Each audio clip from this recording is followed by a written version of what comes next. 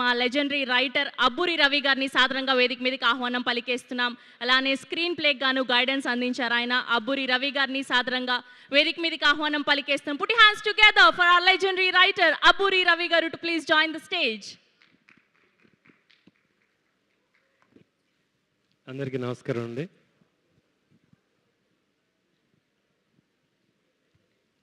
ఇలా first day bill చేస్తారని లేట్గా వచ్చా, అయినా ఫస్ట్ డే బిల్ చేశారు.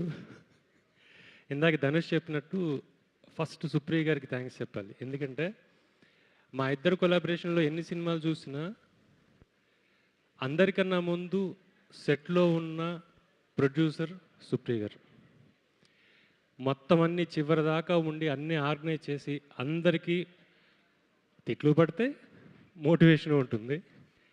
చాలా చక్కగా అందరినీ కూడా తీసుకొని చాలా చక్కగా చేయించారు, హ్యాండిల్ చేశారు అందరినీ. Thank you Supreme ma'am. Shanil Goodachari ఎడిట్లో చూస్తున్నప్పుడు అండి, ఏంటిది వర్క్ వచ్చా ఏంటి, అసలు ఈ కలర్స్ ఏంటి అనుకున్న నేను డిఐ తర్వాత చూస్తే ఎంత రా ఫుటేజ్ని ఎంతలా మార్చచ్చు, డిఐలో ఎంతలా మార్చచ్చు నాలెడ్జ్ ఉంటే తప్ప తీలేం. అంత బాగా చేసిన షనిల్. ప్లస్ అతని సైలెన్స్ చంపేస్తుంది. నేను శేషు 2 గంటలు మాట్లాడుకుంటాం, ఒక సీన్ గురించో దాని గురించో మొత్తం మాట్లాడుకుంటాం. ఇలా ఉండాలి, అలా ఉండాలి, అలా ఉండాలి, ఇలా ఉండాలి అని. లాస్ట్లో షనిల్, సార్ ఈ షాట్ ఎలా ఉంది సార్ అని ఒక షాట్ చెప్తాడు. మాట్లాడచ్చు కదా, 2 గంటలు గొంతు చించుకొని మాట్లాడుతున్నాం, ఈ ఒక్క షాట్ ముందు చెప్తే 2 గంటలు కాదు అరగంటలో పని అయిపోయేది మేము. అంత బాగా చేస్తాడు తను.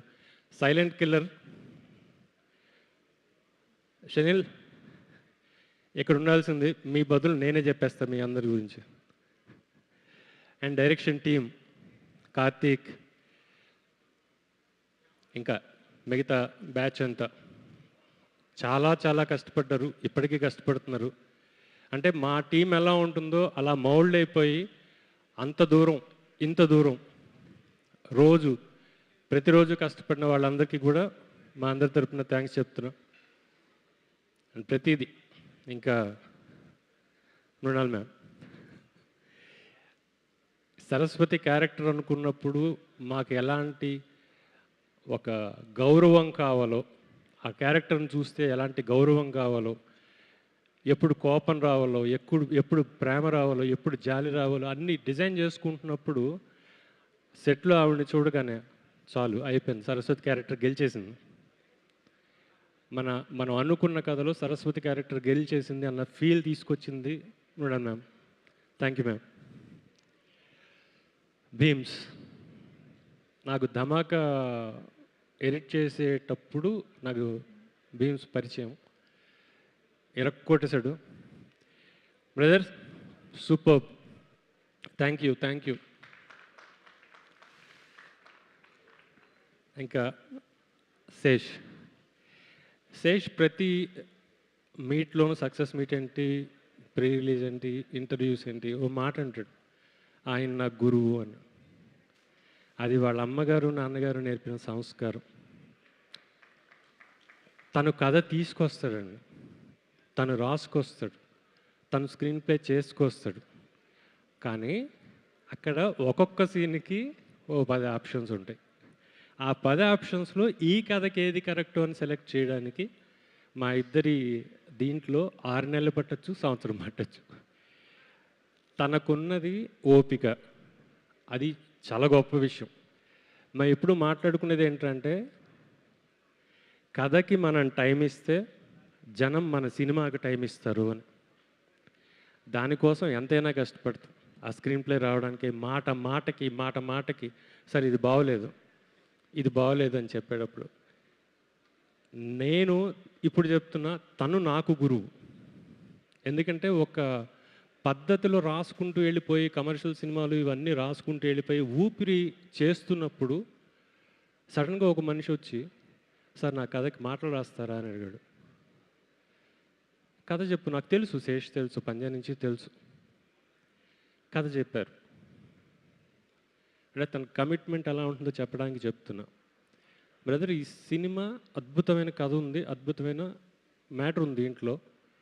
కానీ ఓ 15-20 రోజులు పోస్ట్పోన్ చేస్తే మనం చేద్దాం ఇది అనగానే ఎందుకు అని అడిగాడు. ఎందుకు ఎందుకు ఎందుకు అని. ఇది ఎప్పుడు జరిగిందని రాత్రి 12:30 డిస్కషన్ మాది. ఊపిరి డిస్కషన్స్ అయిపోయిన తర్వాత నైట్.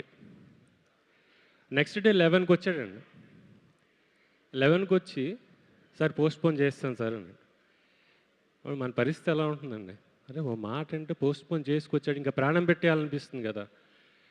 సో సినిమా బాగుపడుతుంది అంటే ఎంత దూరమైనా వెళ్ళే వ్యక్తి, ఎంతమందితో అయినా ఫైట్ చేసే వ్యక్తి. నేను గూఢచారి దాంట్లో ఒకటి చెప్పా, క్రియేటివ్ టీం యువతల వైపు ఉండి ప్రొడ్యూసర్ అవతల వైపు ఉంటే మధ్యలో శేష్ ఉంటాడు. అక్కడి నుంచి వచ్చే ఏ టెన్షను ఈ టీంకి తెలియదు, అన్నీ తను తీసుకుంటాడు.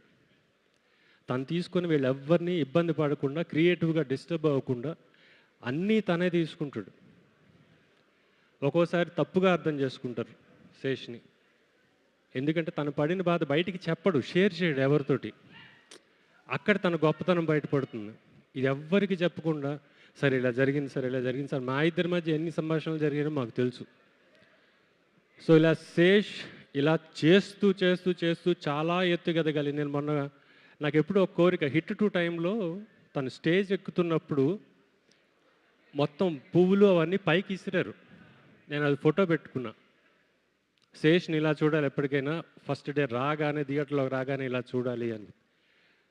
చాలా గొప్ప స్థాయికి ఎదగాలని కోరుకుంటూ శేష్ని, ఈ సినిమాకి పనిచేసిన ధనుష్ కానీ మాస్టర్ కానీ అందరికీ అందరి వైపున థ్యాంక్ యూ చెప్పుకుంటూ థ్యాంక్ యూ.